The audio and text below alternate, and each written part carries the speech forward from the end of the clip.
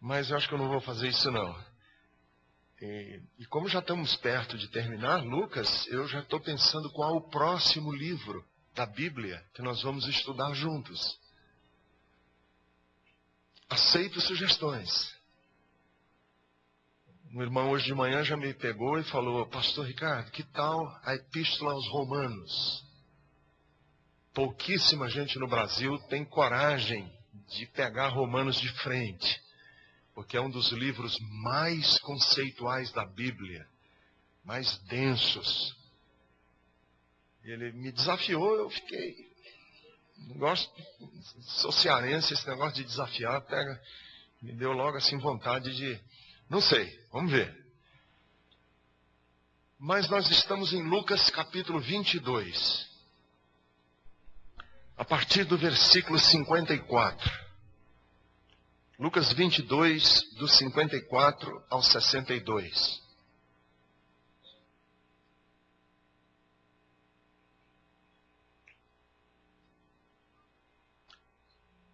Então, prendendo-o, levaram-no para a casa do sumo sacerdote. Pedro os seguia à distância. Mas quando acenderam um fogo no meio do pátio e se sentaram ao redor dele, Pedro sentou-se com eles. Uma criada o viu sentado ali, à luz do fogo, olhou fixamente para ele e disse: Este homem estava com ele. Mas ele negou: Mulher, não conheço. Pouco depois um homem o viu e disse: Você também é um deles. Homem, não sou, respondeu Pedro. Cerca de 1 hora mais tarde, outro afirmou: Certamente este homem estava com ele, pois é galileu. Pedro respondeu: Homem, não sei do que você está falando. Falava ele ainda quando o galo cantou. O Senhor voltou-se e olhou diretamente para Pedro. Então Pedro se lembrou da palavra que o Senhor lhe tinha dito: Antes que o galo cante hoje, você me negará 3 vezes.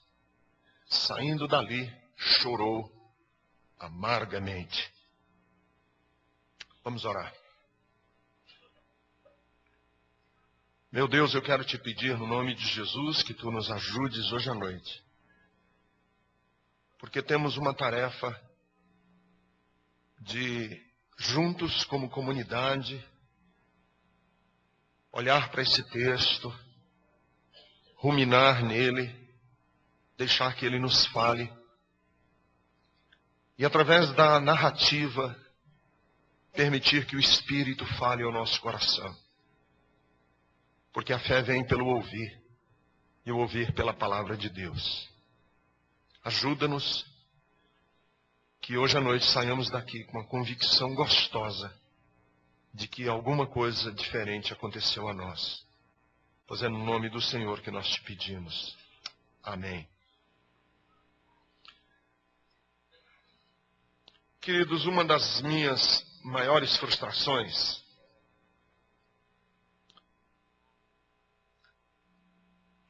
porque uma pessoa perguntou para mim e disse assim: Pastor, que tipo de frustração você tem como pastor?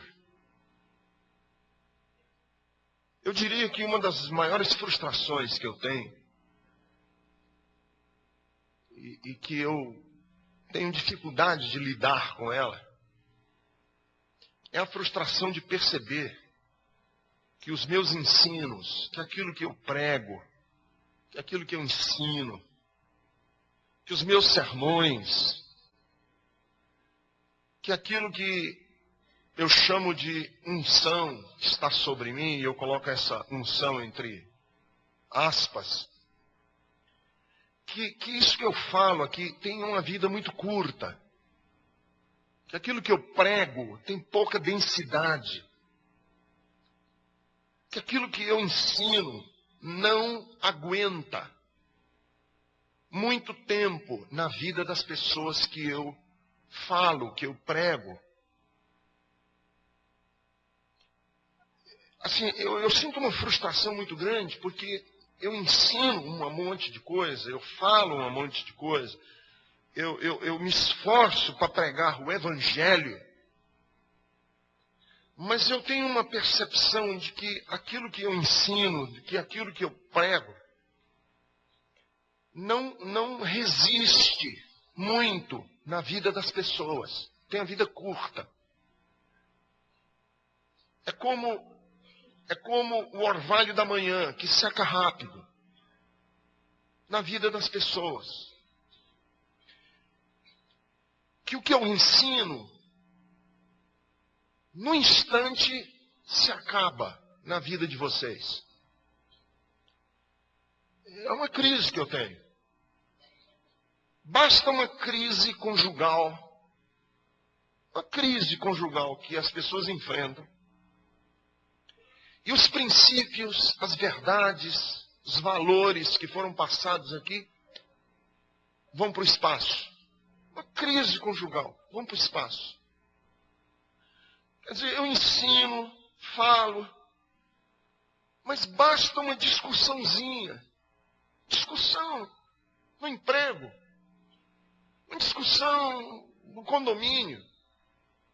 Você bate boca com alguém e a pessoa que estava aqui na Bethesda, ouvindo os valores, ouvindo as verdades do Evangelho,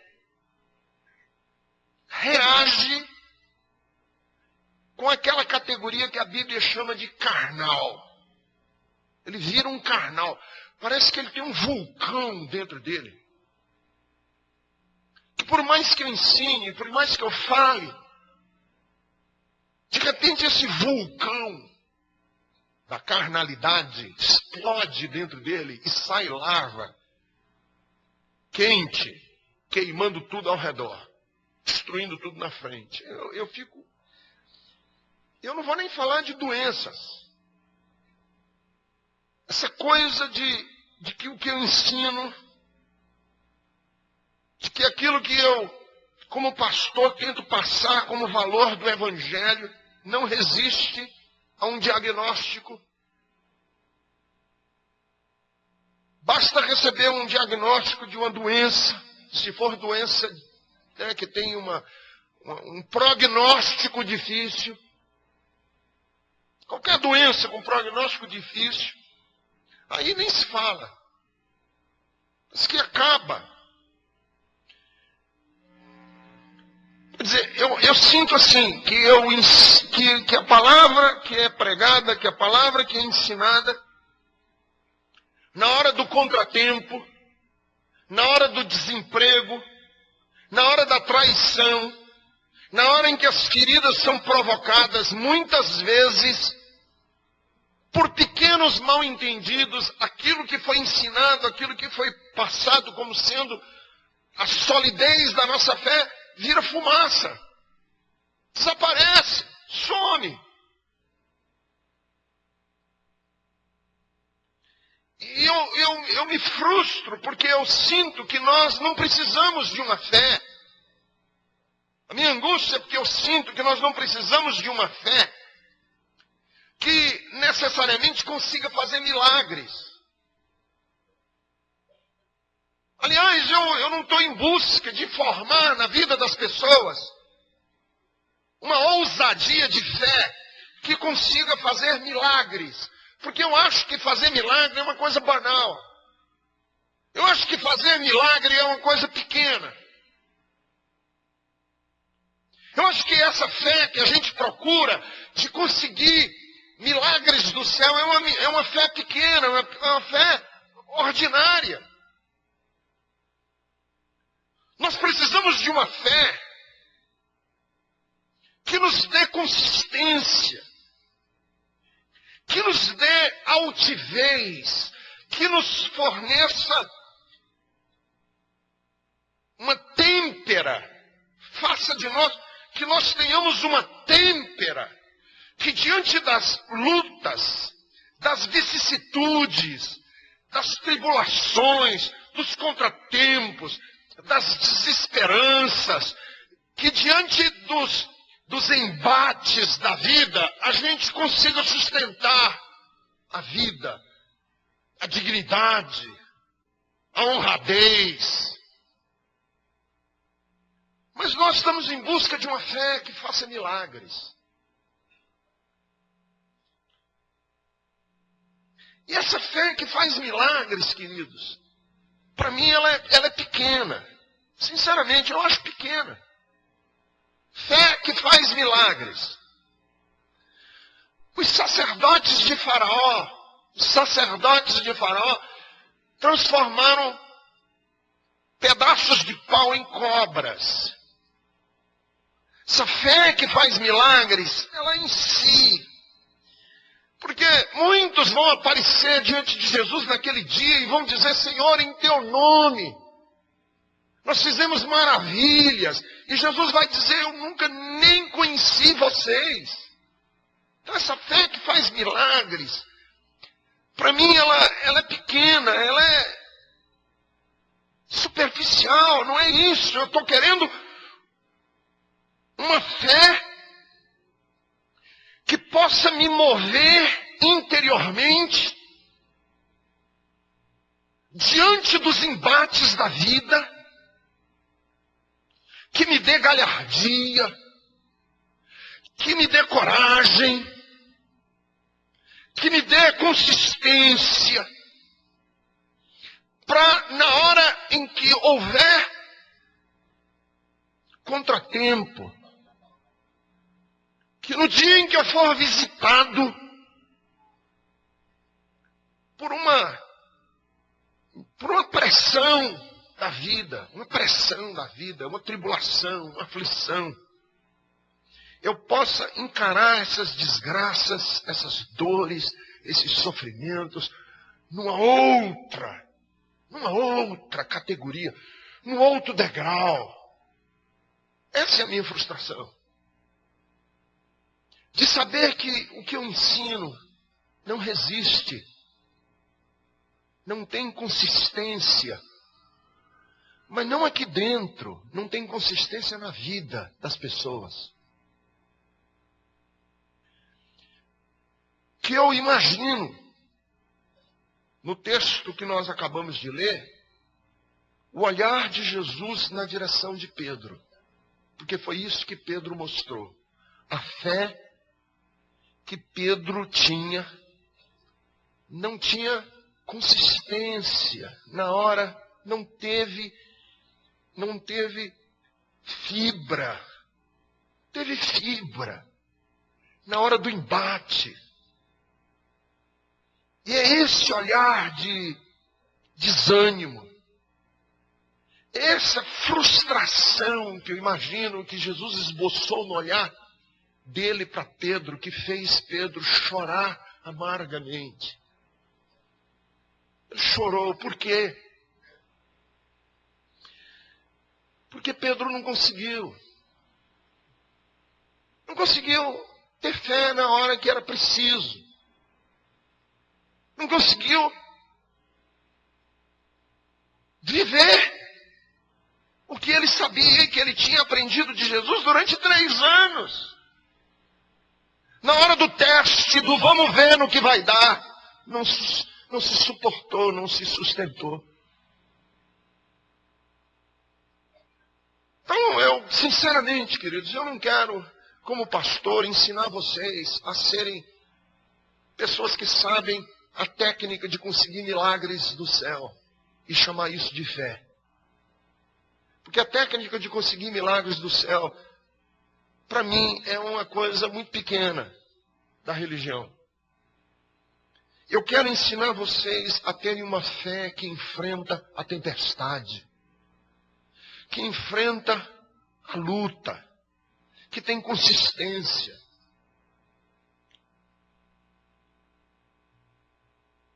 Nós precisamos de uma fé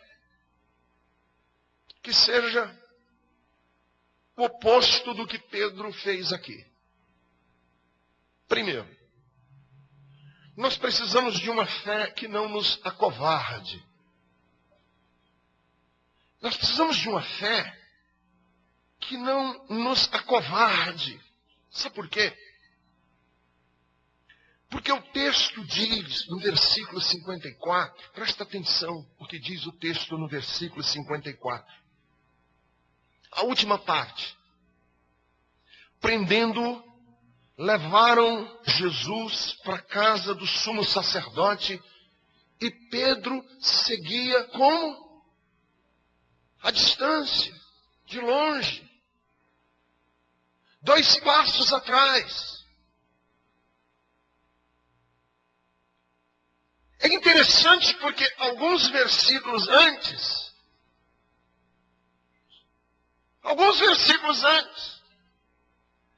Pedro é ousado, é arrojado. Alguns versículos mais na frente, ele está hesitante, à distância. E é interessante prestarmos atenção, porque Pedro, quando estava no grupo dos apóstolos, na presença de Jesus, quando ele achava que Jesus é que estava no controle da situação, aí ele é arrojado. Aí ele tira a espada da bainha, ele brande a espada dele, ele vai na direção do soldado para cortar, ele é ousado. Alguns versículos depois, muda o cenário. Jesus está manietado, está amarrado. O ambiente é hostil. E Pedro caminha à distância. Agora ele é hesitante. E aí eu fico pensando assim, vocês já prestaram atenção como a nossa fé, ela é religiosamente ousada? Que quando o ambiente é religioso, a gente é ousado. Aqui, na Bethesda, a gente é ousado. Mas mude o ambiente. Saia do ambiente ousado e você vai ver como mudam as atitudes. Eu acho assim, nós precisamos transferir as nossas convicções religiosas e os nossos comportamentos religiosos para a arena da vida. Porque não é aqui que a gente tem que mostrar a nossa fé. A gente tem que mostrar a nossa fé, não é no ambiente religioso. Nós temos que mostrar a nossa fé na arena da vida. É no corredor hostil de uma UTI. É com um diagnóstico médico na mão, contrário à nossa expectativa. É no contratempo de uma decepção. É aí que eu quero ver a gente mostrar a fé. Porque aqui é fácil. E eu, às vezes, fico prestando muita atenção a essas coragens evangélicas. Porque crente é corajoso. Dentro das igrejas. Não sei se vocês já prestaram atenção nos cultos evangélicos, como a gente é ousado, a gente... E eu fico vendo aquelas coisas assim, eu fico falando, essas coisas já não me cativam mais, sabia? Essas coragens evangélicas, vamos pisar na cabeça do diabo, e nós vamos conquistar o Brasil, e nós vamos... Essas coisas, sabe por quê? Porque os estudiosos, essas coragens evangélicas, elas têm pelo menos 2 características marcantes. Primeiro, são coragens coletivas. Coragem coletiva é assim, você quando está num grupo, você faz coisas que você não faria sozinho. E coragem é uma delas. Quando a gente está em grupo, a gente tem uma coragem que a gente não tem sozinho. Por isso é que quando a gente está num grupo, a gente fala coisas, a gente se comporta de uma maneira, e os estudiosos do comportamento chamam isso de comportamento coletivo, comportamento grupal. Quando a gente está em grupo, se arranca alambrado de estádio, principalmente se for corintiano. Arranca alambrado de estádio, você enfrenta a polícia, você joga pedra na polícia, você é macho. esbraveja contra demônio. Vamos pisar na cabeça do diabo. E todo mundo. Aí eu ainda podia até fazer a coreografia. Vamos, todo mundo faça assim. Aí todo mundo. E pisa e tal. Isso em grupo. Isso no Getsemane, com Jesus lá. Com Pedro rodeado de todos os outros apóstolos, aí ele é corajoso, ele tira a espada, ele enfrenta o soldado, ele é macho. Mas agora eles estão entrando no terreno, na casa do sumo sacerdote. E na casa do sumo sacerdote ele anda 2 passos atrás. É uma história verdadeira. Isso não é ilustração, não. Porque uma vez eu estava falando dessas coisas e uma mocinha terminou o culto numa cidade do Brasil, que eu não vou dizer o nome. Ela terminou o culto, ela veio para mim e disse: pastor, não é que é isso mesmo? Porque ontem à noite nós estávamos num culto de vigília, de oração, uma igrejinha da periferia. E lá nesse culto de vigília, já eram umas 2 horas da manhã, e o irmão falou: irmão, vamos aqui enfrentar o diabo em oração, e vamos amarrar os demônios dessa cidade, E, pastor, foi uma verdadeira guerra espiritual lá dentro desse culto. E a gente, foi uma coisa assim, eu nunca tinha visto igual, tanto crente corajoso. Só que a igrejinha ficava num bairro que tinha que passar numa rua deserta, do lado do cemitério. E o cemitério de Muro Baixo.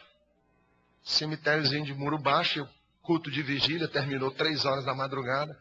E aí os irmãozinhos terminaram o culto, todo mundo cheio, explodindo de coragem. E aí quando eles iam andando assim pelo lado do muro do cemitério, tinha uns rapazes dentro do cemitério, fazendo lá sabe-se o quê. Quando ouviram os crentes passaram, eles devem ter acertado entre eles para dar um susto. E aí vem as irmãzinhas lá, e quando eles foram passando por eles, os 3 se levantaram e fizeram uau! Diz que foi crente correndo, irmãos. Que ainda hoje ninguém sabe por onde eles foram parar. Essas coragens que são coletivas. E aí eu fico pensando assim, por muito tempo eu ouvi nas igrejas evangélicas, que a gente precisava tomar cuidado para o mundo não entrar na igreja. Aliás, a gente precisava converter o mundo para dentro da igreja. Agora, eu estou dizendo o contrário. Nós estamos precisando converter a igreja para dentro do mundo.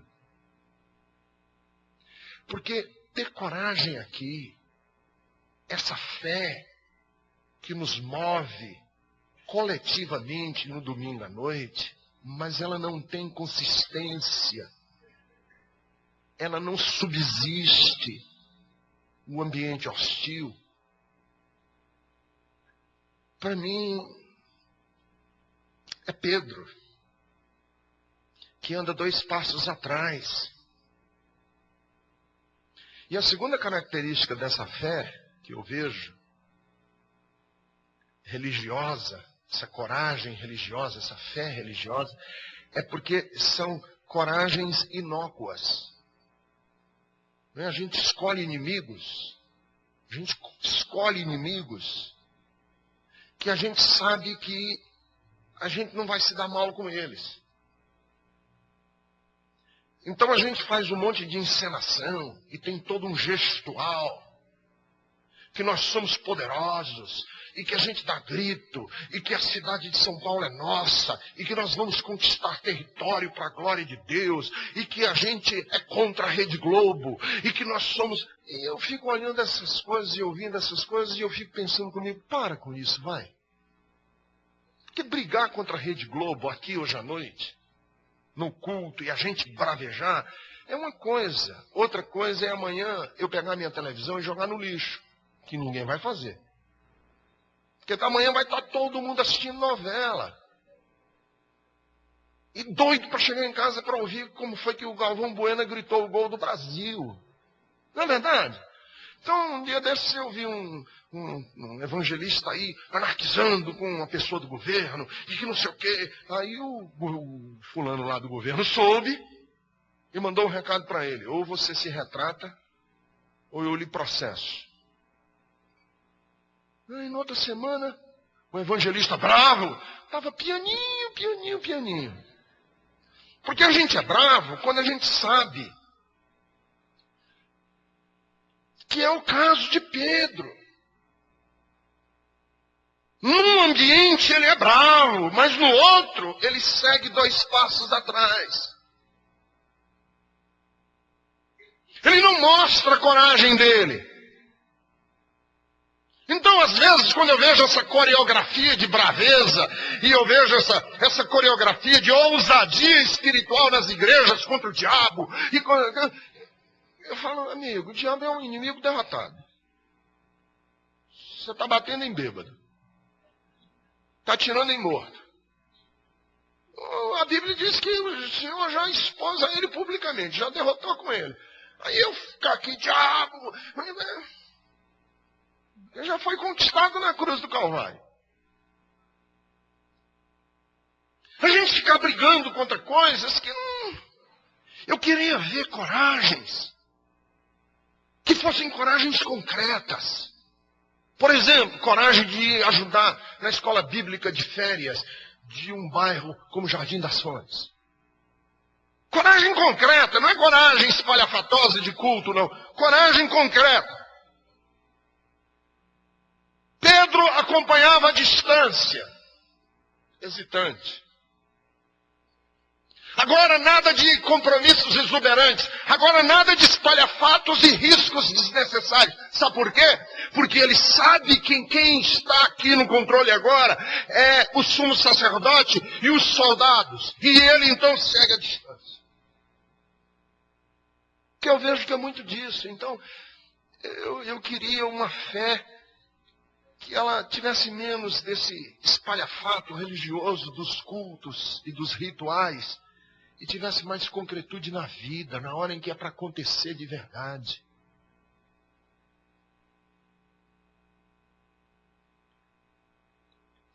Aconteceu comigo também. Isso também aconteceu comigo há muito tempo. E eu gosto sempre de contar essa história. Já contei várias vezes. Quem me acompanha no rádio já deve ter ouvido essa história que aconteceu. Minha mulher queria ir no shopping. E me pediu para levá-la e disse: dá só uma voltinha que eu só vou entrar e sair. E eu, mané, acreditei. Ela entrou e eu dei a primeira volta e nada. Dei a segunda volta, nada. Dei a terceira volta, nada.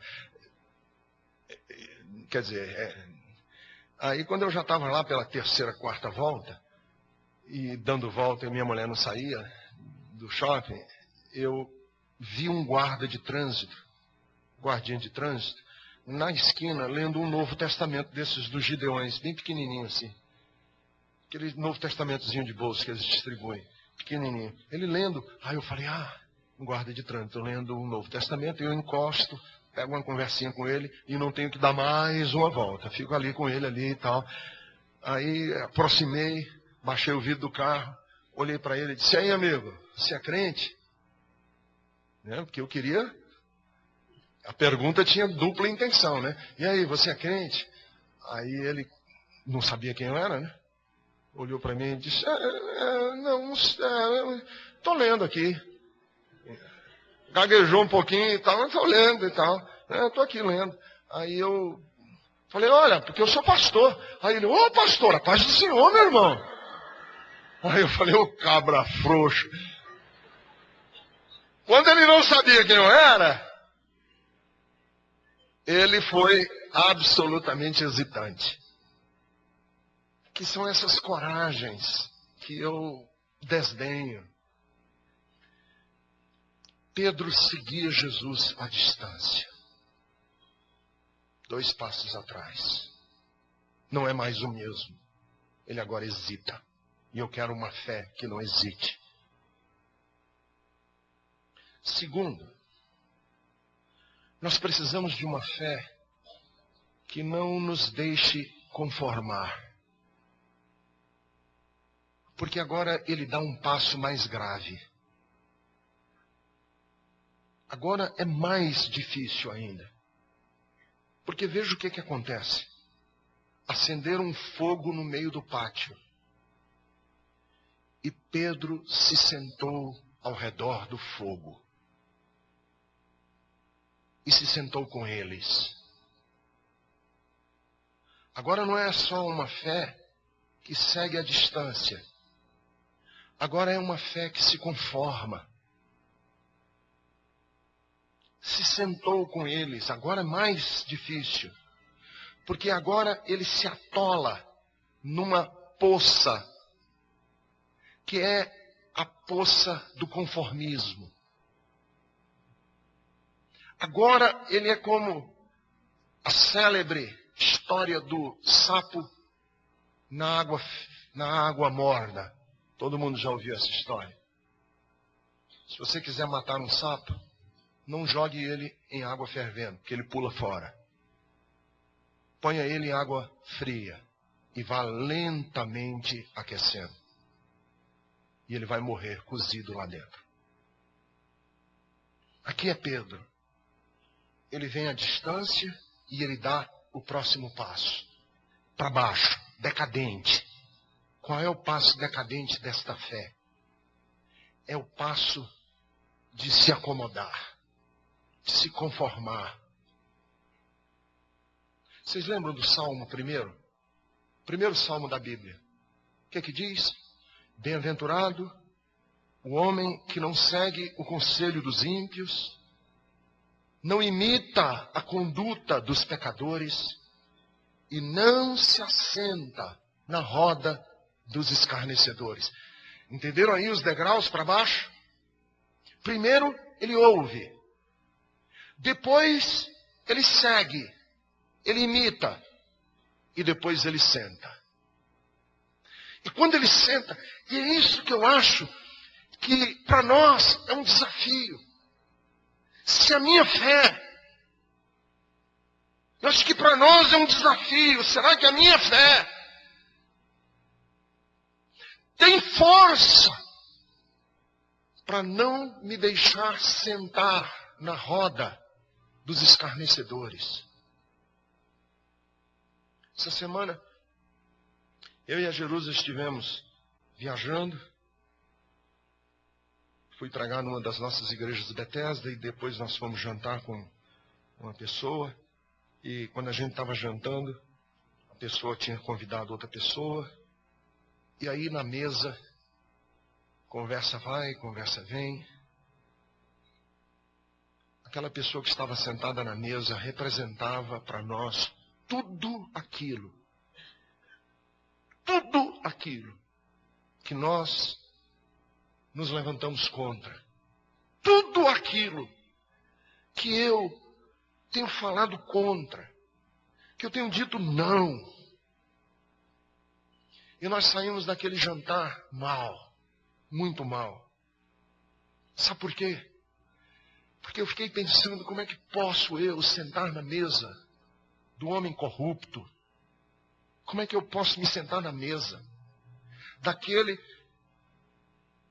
que está repartindo comigo a refeição às custas do dinheiro das crianças miseráveis que ele roubou do país? Eu não posso. Me faz mal. Rir e passar a noite leve. Porque eu não posso me sentar na mesa. Eu não posso me conformar. Eu não posso aceitar e ficar calado e permitir que as pressões sociais me roubem a capacidade de bater a mão na mesa e dizer não. Não posso. Que foi o que Pedro fez. Queridos, vocês entenderam o que aconteceu com Pedro aqui?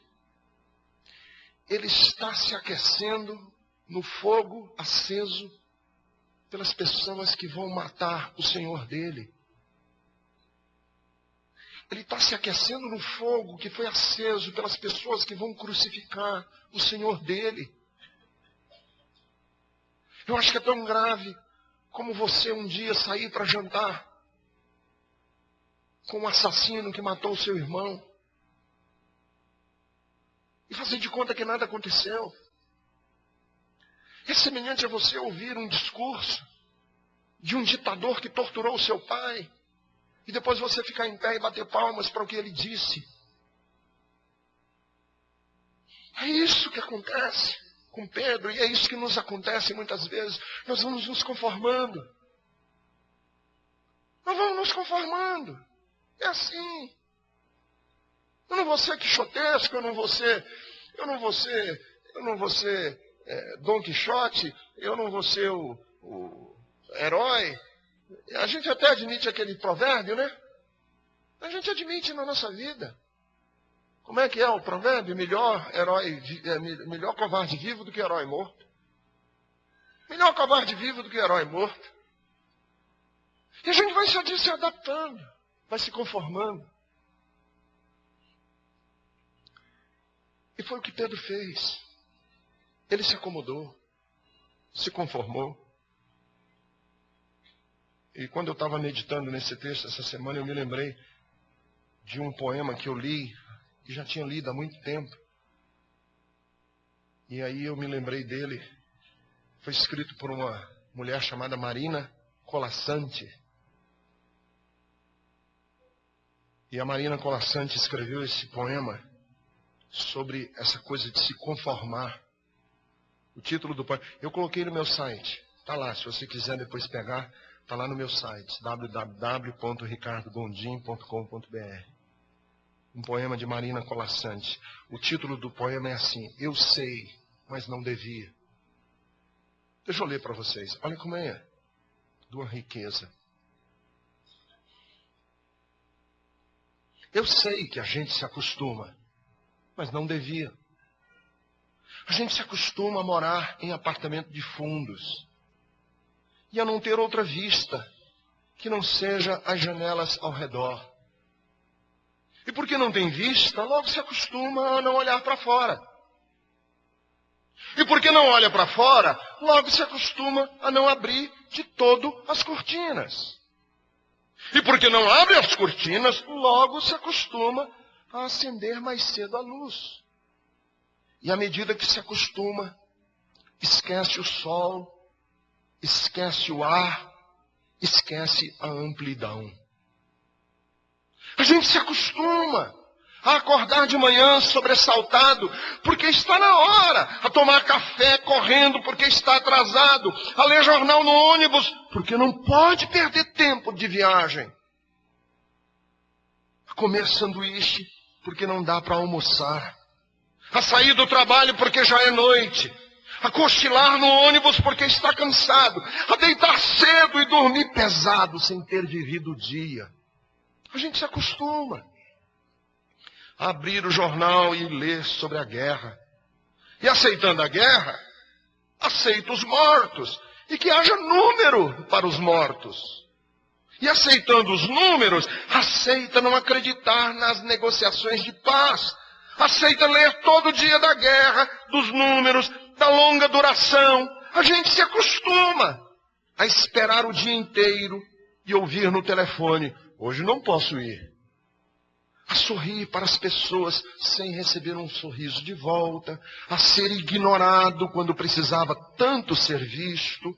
A gente se acostuma a pagar por tudo o que deseja e o de que necessita, a lutar para ganhar o dinheiro com que pagar, e a ganhar menos do que precisa, e a fazer filas para pagar, e a pagar mais do que as coisas valem, e a saber que cada vez pagará mais, e a procurar mais trabalho, para ganhar mais dinheiro, para ter com que pagar nas filas que se cobra.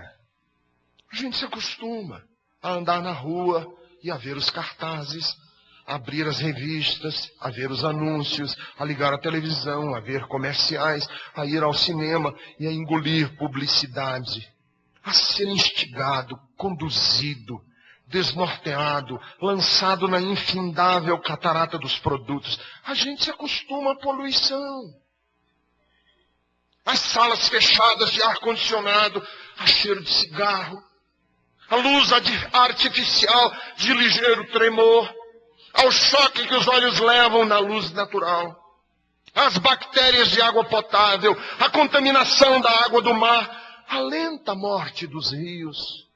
Se acostuma a não ouvir o passarinho, a não ter galo de madrugada, a temer a hidrofobia dos cães, a não colher fruta no pé, a não ter sequer uma planta. A gente se acostuma a coisas demais para não sofrer. Em doses pequenas, tentando não perceber, vai se afastando uma dor aqui, um ressentimento ali, uma revolta acolá. Se o cinema está cheio, a gente senta na primeira fila, torce um pouco o pescoço. Se a praia está contaminada, a gente só molha os pés e sua no resto do corpo. Se o trabalho está duro, a gente se consola pensando no fim de semana. E se no fim de semana não há muito o que fazer, a gente vai dormir cedo. E ainda fica satisfeito, porque sempre tem sono atrasado. A gente se acostuma. Para não se ralar na aspereza. Para preservar a pele. Se acostuma para evitar feridas, sangramentos. Para esquivar-se da faca e da baioneta. Para poupar o peito. A gente se acostuma para poupar a vida que aos poucos se gasta. E que gasta, de tanto acostumar, se perde de si mesma. A gente se acostuma. E foi o que Pedro tentou fazer. Deixa eu ver se eu me acostumo com esse fogo aqui. E ele está querendo beber do calor do fogo aceso pelas próprias pessoas que vão matar o Senhor da vida dele. A gente se acostuma. Se acostuma mesmo. E você sabe qual é a palavra para esse costume? É uma palavra pouco usada. Sabe qual é a palavra? Ela é uma palavra pouco usada, mas deixa eu dizer essa palavra aqui, que eu quero que você aprenda essa palavra. Chama-se complacência. Sabe o que é complacência? Complacência é anestesiamento da alma. Você se anestesia. É aquilo que diz assim, deixa acontecer para ver como é que fica, deixa rolar. É um tédio existencial, tédio. Não vou lutar. O primeiro passo é uma satisfação, que as coisas como estão devem permanecer. O segundo é a rejeição do que poderia ser. É a gente dizer assim, tá bom demais assim, deixa estar. Complacência aborta o futuro. Complacência é aquela coisa dentro da gente que solapa o que ainda não aconteceu e detesta correr riscos. Complacência é como água. Essa água que sempre escolhe o caminho mais fácil e sempre, eu vou usar uma redundância no português, sempre desce para baixo. Sempre para baixo. É Pedro, queridos, acomodado, procurando se acomodar, ou procurando uma luz que diga para que correr riscos. Eu quero uma fé, queridos, que me desestabilize. Eu quero uma fé que não deixe eu me acostumar. Eu quero uma fé que faça de mim não apenas um homem acomodado à vida. Que não aceite, diga, não é para ser assim. E que não aceite a ridícula tese de que é melhor um covarde vivo do que um herói morto. É essa fé que nós precisamos. Que não queira se aquecer no fogo aceso pelos inimigos de Deus.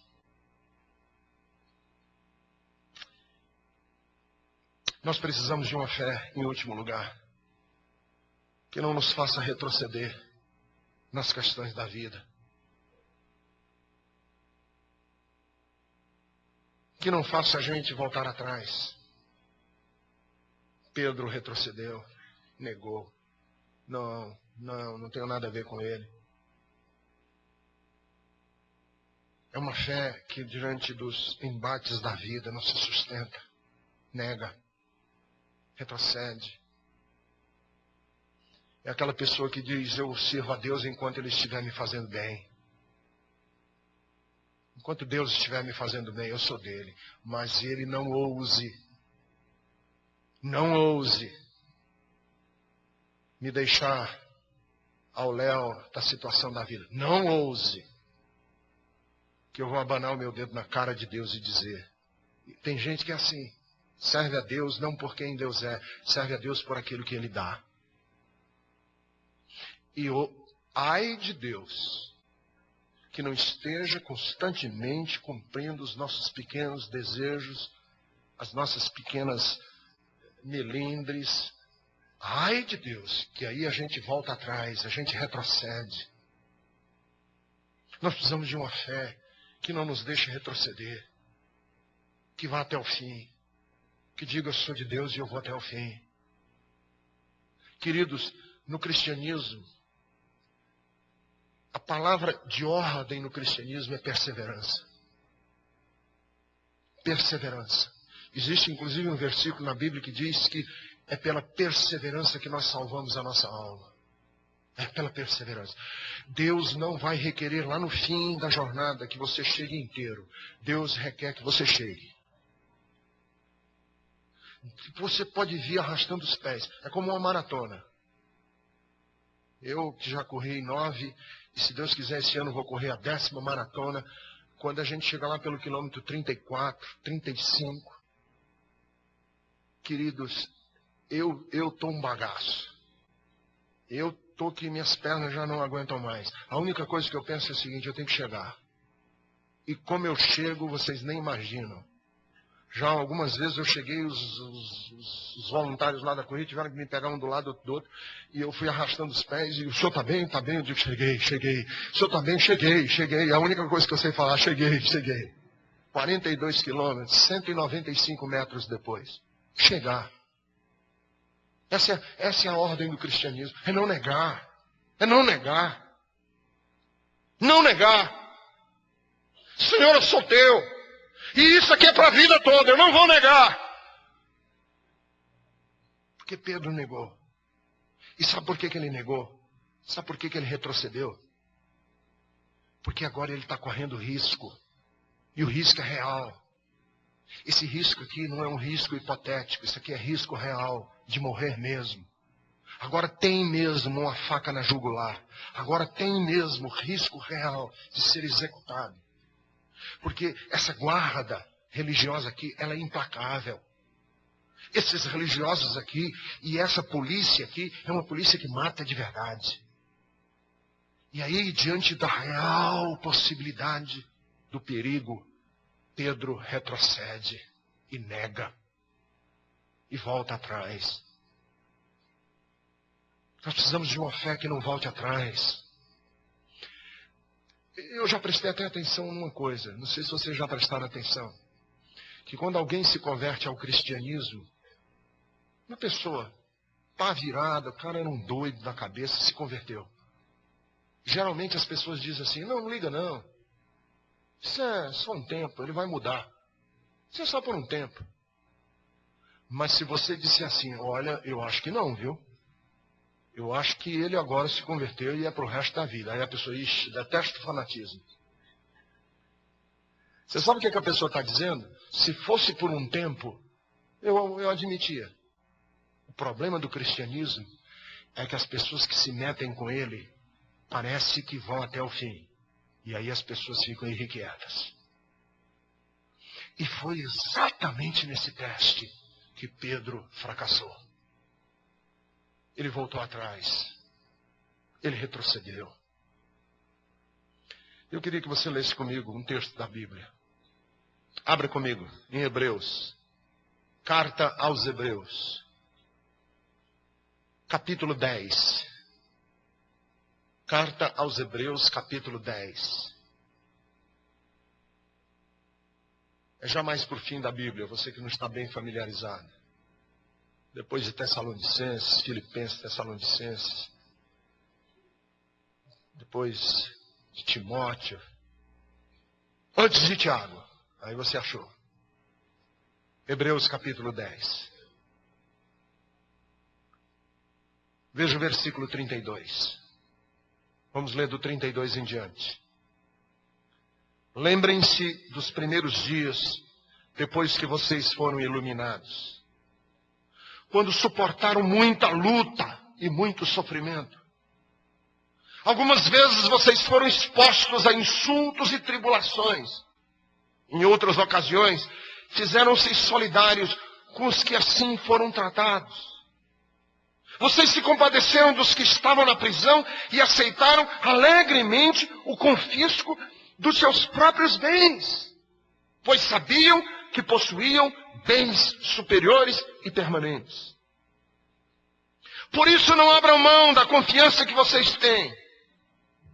Ela será ricamente recompensada.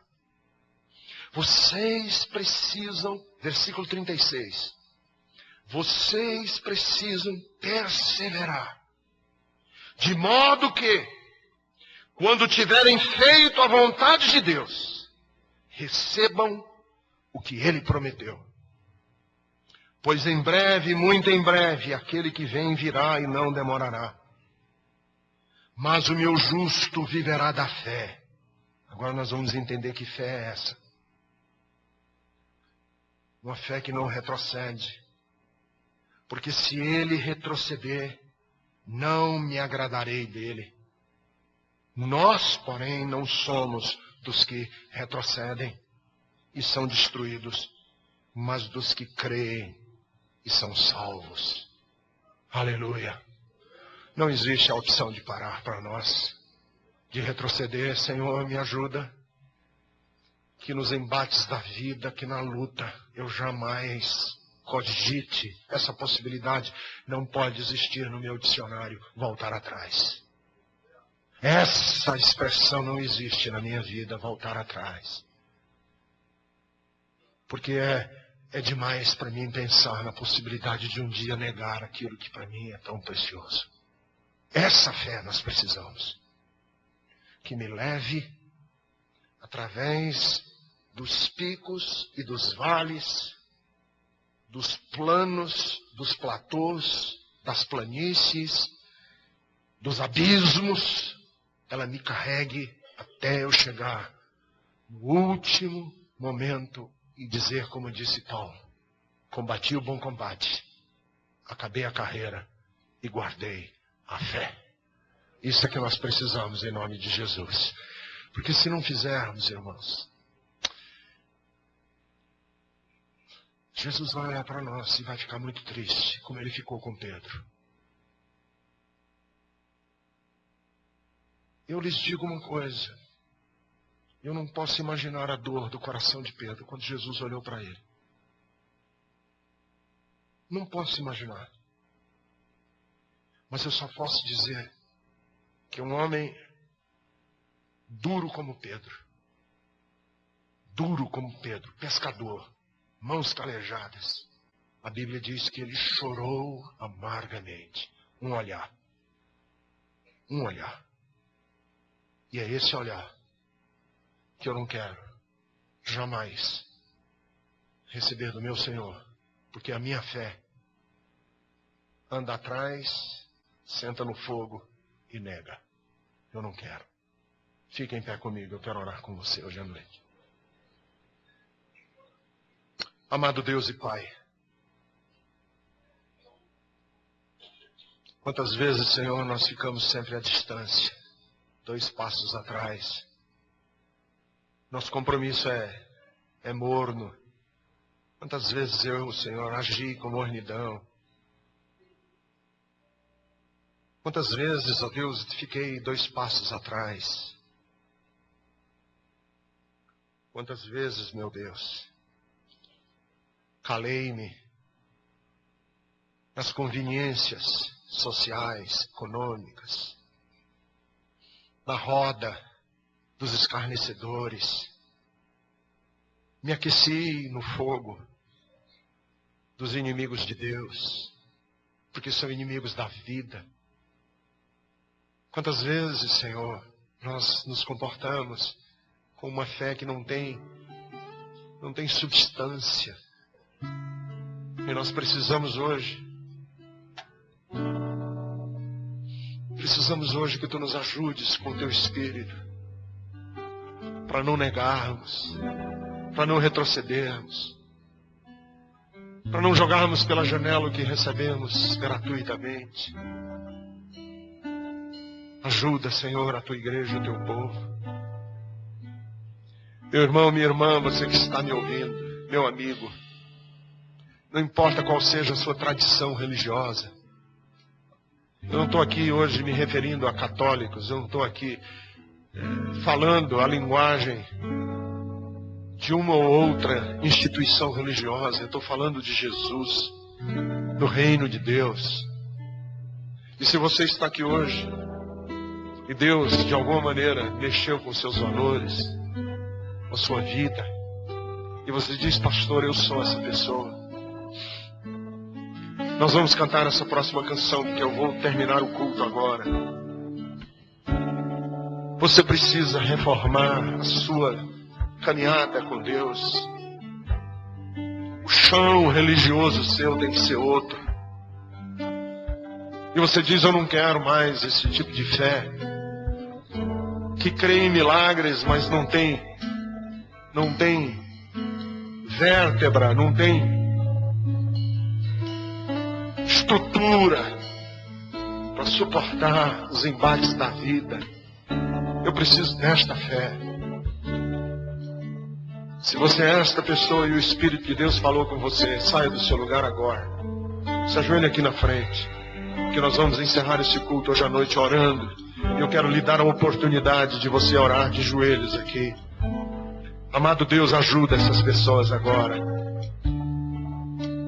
Se você é essa pessoa, pode vir agora já, que nós vamos cantar essa canção e eu quero orar com você em nome de Jesus. Eu não quero me acomodar, pastor. Eu não quero me acomodar. Se você é essa pessoa, saia do seu lugar. Meu ser é o que meu coração deseja toda manhã. Senhor, ajuda, Senhor, para que a nossa vida seja imaginar é me inspirar pra te dizer. Aleluia. Estou apaixonado cada vez mais. Sim, Senhor. Por ti. Aleluia. Senhor, tu és incomparável. Teu nome é maravilhoso.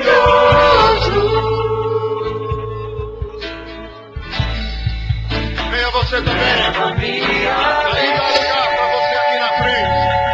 Ajoelhe e coloque sua vida no altar de Deus. Leva-me além. Levante a mão para o céu, como toda igreja, e dizer para Deus: eu quero ir além. A um nível mais profundo de intimidade contigo, ó Senhor. É isso que eu quero, Senhor, hoje. É isso que eu quero, Senhor. Leva-me além.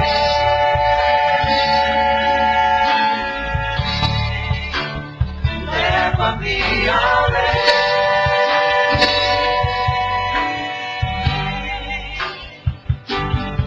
Que a minha vida flua mais da tua unção, mais do teu poder.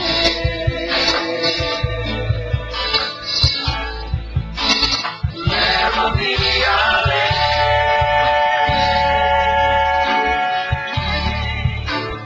Leva-me além.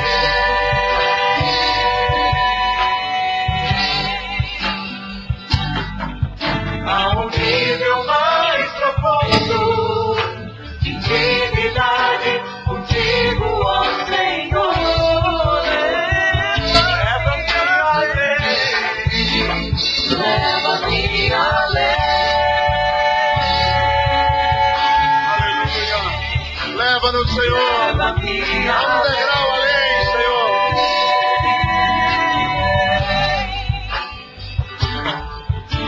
minha vida flua mais da tua unção, mais do teu poder. Aleluia. Graças a Deus. Mais do teu poder.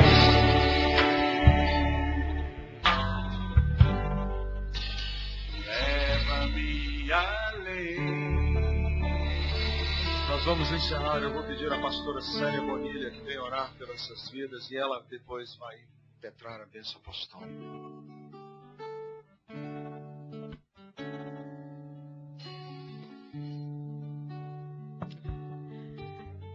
Deus, eu quero rasgar meu coração, Senhor.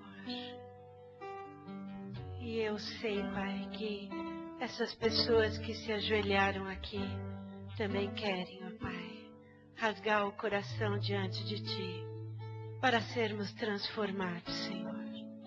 Para que a gente possa realmente ser mais ousado, mais corajoso, ó Deus, mais disposto, ó Pai, a falar não, a não ceder, Pai, a não ficar atrás, a não ser displicente com as Tuas coisas, com o Teu amor, com o Teu reino.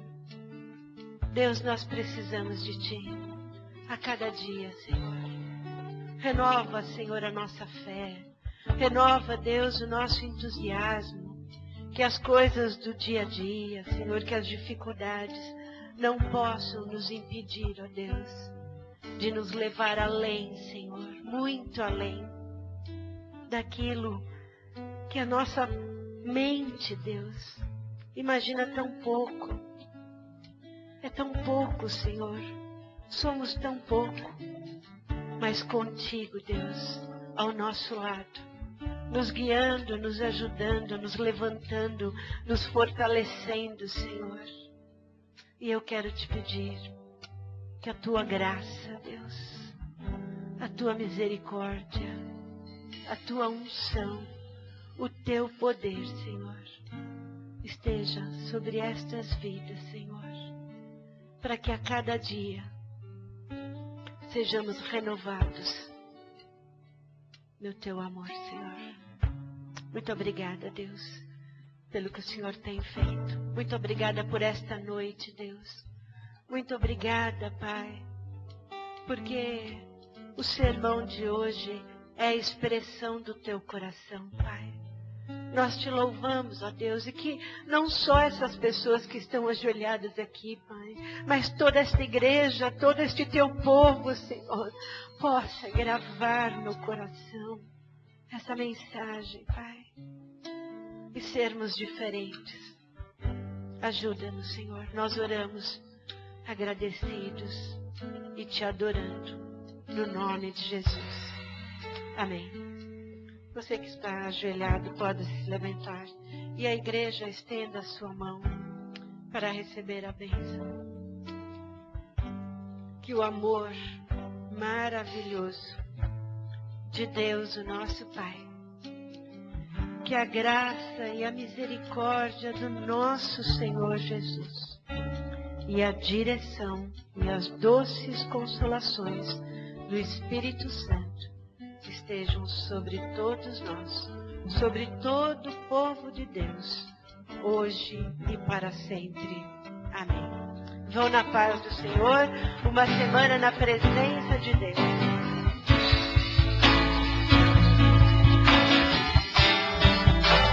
Leva-me além,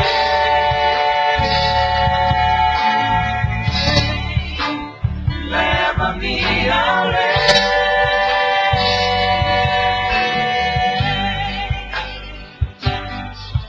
a um nível mais profundo de intimidade contigo, ó Senhor.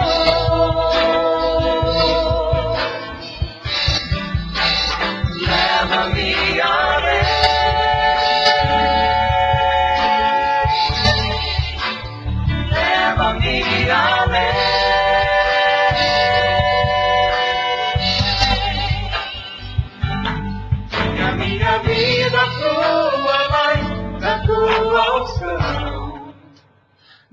és o teu amor.